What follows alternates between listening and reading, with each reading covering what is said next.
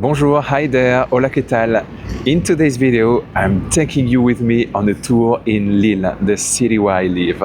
And this time, the video will be in French. Est-ce que tu es prêt? Allez, c'est parti. J'ai été assis sur les marches de l'Opéra de Lille, que tu peux voir ici sur cette vidéo. Cet opéra, c'est un opéra qui ressemble beaucoup à celui de Paris. C'est d'ailleurs ici qu'Edith Piaf a donné son dernier concert. Tu connais Edith Piaf, La vie en rose? Regarde-moi un peu cette façade. D'ailleurs, petit détail, tout en haut, tu peux voir Apollon, le dieu de la musique. Ça aurait bien besoin d'une petite restauration en fait. Et juste en face, tu trouves un des monuments les plus emblématiques de Lille, la Vieille Bourse. Tu dois savoir que cette vieille bourse a été construite sous Felipe V, le roi d'Espagne. Car oui, c'était les Habsbourg qui possédaient la ville de Lille.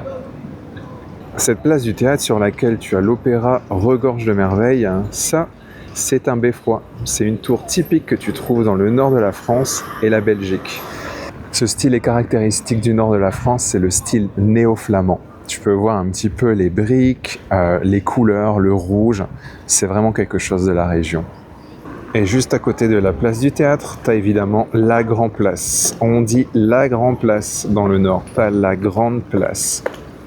Voici donc le fameux endroit où tous les Lillois se réunissent.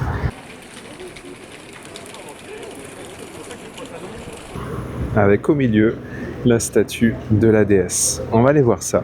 Et voilà donc la fameuse déesse de Lille qui tient dans sa main droite ce qu'on appelle un bout de feu. C'est ce qu'on utilise pour allumer les canons. Et si tu regardes, tout en haut, elle a une couronne qui symbolise un peu les fortifications, les remparts des villes. Tu vois souvent ça sur les statues en France pour les villes fortifiées. Et elle montre quelque chose de la main gauche. On va regarder ça tout de suite. C'est une inscription qui est ici. Tu peux lire « Nous venons de renouveler notre serment d'être fidèles à la nation, de maintenir la liberté et l'égalité ou de mourir à notre poste. Nous ne sommes pas des parjurés. » 29 septembre 1792. Un peu de contexte. 1792, ce sont les guerres de la Révolution.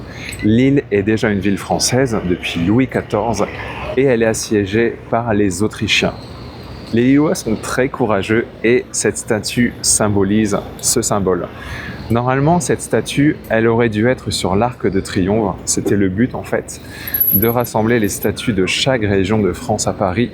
Mais elle n'a jamais été utilisée et finalement, elle est ici juste derrière moi. En plus, aujourd'hui, il fait super beau. C'est incroyable. Les gens ont l'air d'être très contents. Ce que tu vois derrière moi, c'est, je pense, la plus belle vue de Lille avec la Vieille Bourse et le Beffroi. Qu'est-ce que tu en penses? C'est sympa, non? Mais tu vas me dire, Jérôme, pourquoi Lille s'appelle Lille? Eh bien, tout simplement, au Moyen-Âge, ici, il y avait un marécage, le swamp, avec une petite île au milieu. D'ailleurs, le nom de l'île remonte au XIe siècle. C'était Isla. Isla qui est devenue Lille, apostrophe I-S-L-E, puis Lille, comme on l'écrit aujourd'hui. Très logique, non? Lille, c'est une ville qui regorge de détails. Regarde cette architecture. Tu te souviens du siège de 1792? Ici, on peut voir de faux boulets pour reconstituer tout ça. Et autre chose amusante, ce sont les petits angelots que tu vois ici. Et quand ils se font face, ça veut dire que c'est la même maison.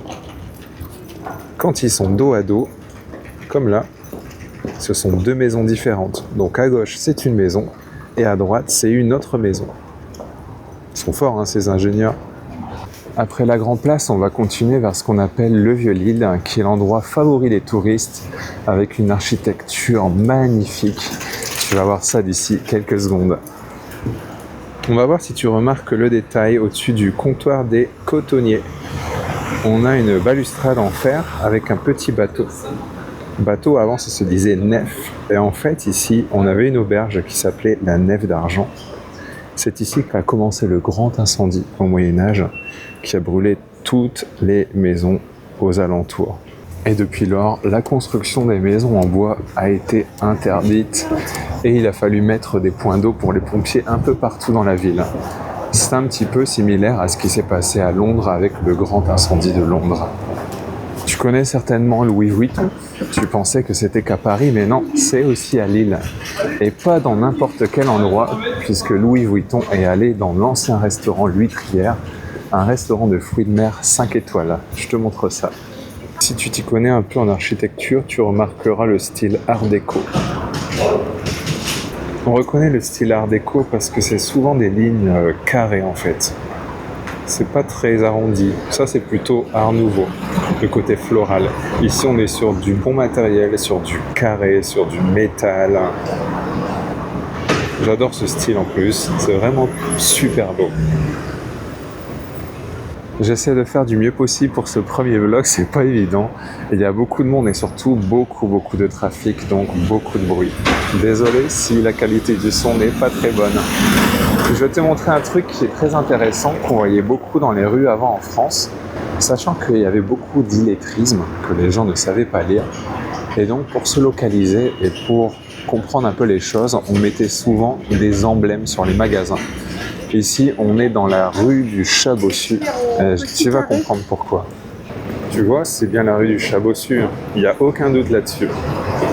Voilà. Là, on s'approche des rues les plus touristiques de Lille, à savoir rue de la Monnaie.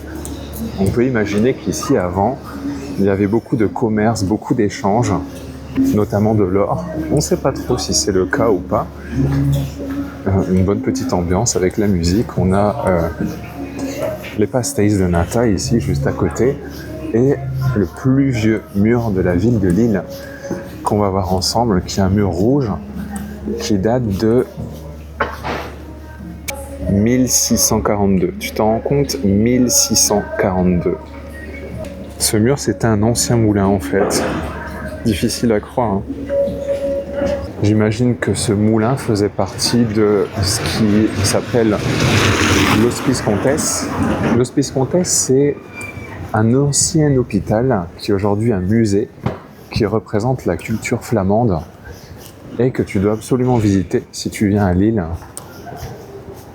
Il y a de très belles œuvres à l'intérieur, notamment tout ce qui est peinture et sculpture d'époque. Et là, je suis dans une des rues les plus mignonnes de Lille qui s'appelle la rue des Vieux Murs. Pareil, beaucoup de restaurants italiens, tu as aussi les traditionnels restaurants français du nord de la France, les estaminets. Pour goûter aux spécialités locales, tu dois absolument goûter la carbonade flamande, c'est le plat classique d'ici. On vient de passer à côté de ma boulangerie-pâtisserie préférée, et surtout que c'est de la pâtisserie fine, l'Ogre de Carousselberg. Vraiment incroyable. Les prix sont ok. C'est pas mal et le goût c'est fantastique. Vraiment, si tu viens à Lille, tu dois aller à l'Ogre de Carousselberg. Ma super recommandation. J'avoue que c'est pas si facile que ça de faire un vlog en pleine rue parce que il y a beaucoup de distractions. C'est pas un problème de parler dans la rue. Je m'en fous en fait à la limite. Mais c'est difficile parce que je dois pas me faire percuter par un vélo, par une voiture. Je dois à la fois penser à ce que je vais dire et il y a vraiment beaucoup de bruit. Ça, c'est difficile.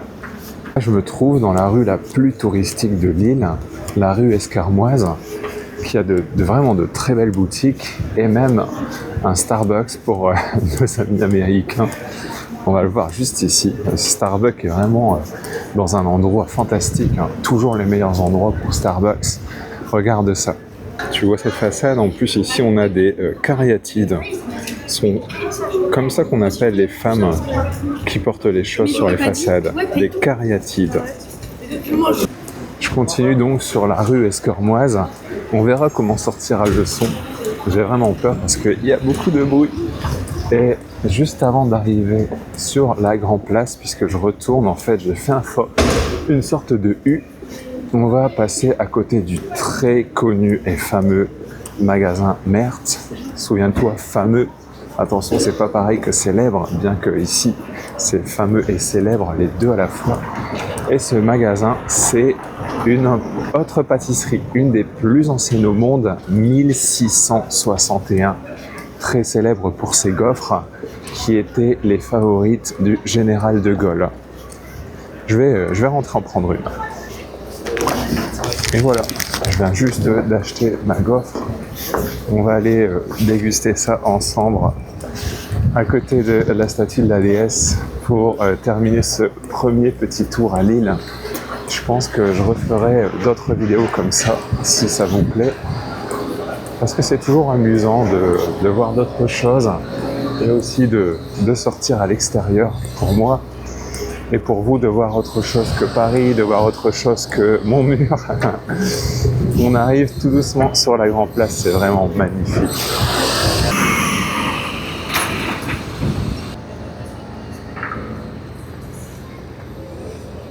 Je vais retourner m'asseoir sur les marches de l'Opéra, parce qu'aujourd'hui c'est vraiment compliqué.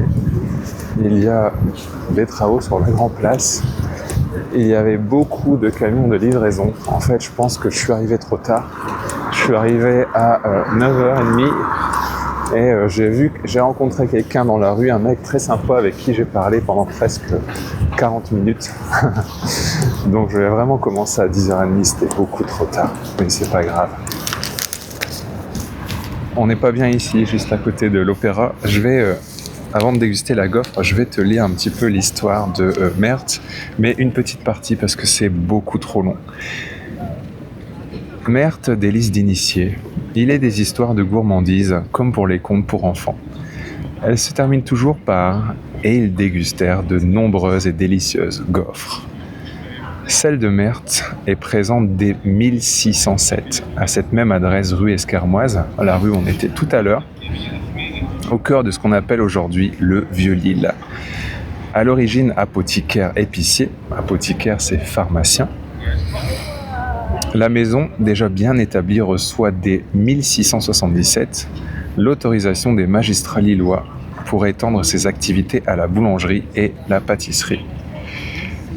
L'histoire, blablabla, fera le reste, qui verra défiler de nombreux artistes, écrivains, chefs d'État, membres d'insignes familles royales régnantes et personnalités illustres, du général de Gaulle à Marguerite de Yourcenar et Amélie Nothomb, en passant par la famille des Bourbons de Parme, d'Orléans et de Boffremont, ou encore Napoléon et Napoléon III. Incroyable, non? Bon allez, j'ai faim, je vais manger cette petite gaufre. Donc voilà la fameuse gaufre Merthe qui est fourrée à la vanille.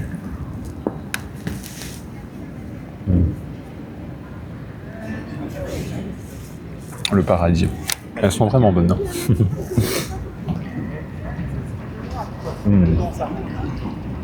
Oh la belle vie.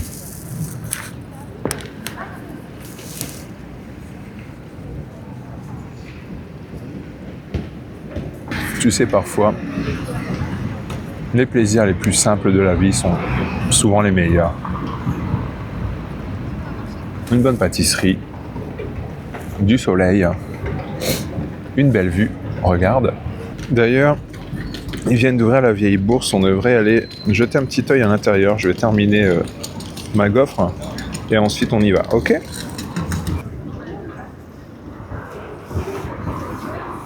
Bon, il n'y a pas encore grand chose, ça vient juste d'ouvrir, mais ce que tu peux voir, je vais passer, ce sont en fait beaucoup d'étals, parce qu'en fait ici il y a des brocanteurs qui vendent des livres, qui vendent des affiches, et c'est réputé pour ça. Je te conseille de venir y faire un tour. Là c'est très calme, mais je crois qu'ils vont bientôt commencer. Il y a déjà un brocanteur qui a installé ses affiches. Je te montre tout de suite.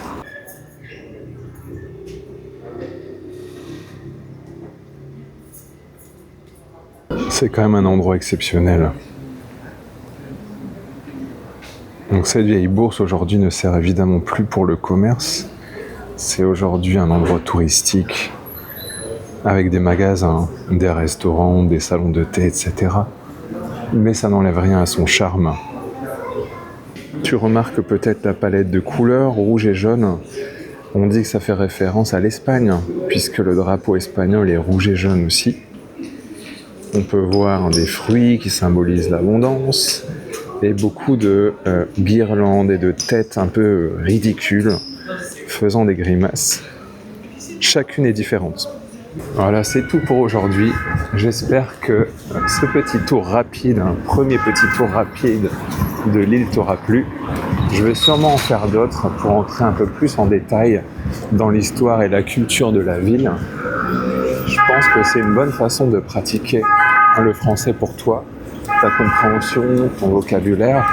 Et comme tu peux voir, parfois il fait quand même beau dans le nord. Allez, à très vite.